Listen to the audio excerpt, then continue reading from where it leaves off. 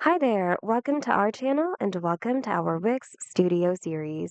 In this video, we are going to learn how to assign a role to an existing teammate. Whether you're changing their role or adding new roles, here's how you can do it.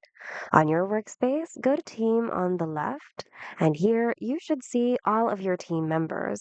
Click the three-dot button next to the team member you'd like to assign a role to and then click on Change Role. Here on the Role section, select the additional role you'd like to assign to them. Or if you'd like to change their existing role to a new one, you can deselect the old role and select a new one.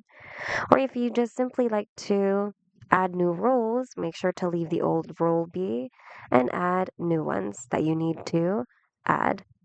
Once you're done, make sure to review all the changes you've made to avoid any mistakes.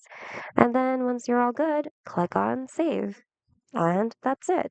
Hope this video was helpful. If you'd like to see more Wix tutorials, check out our channel and consider subscribing as well. Thanks so much for watching and see you guys in the next video.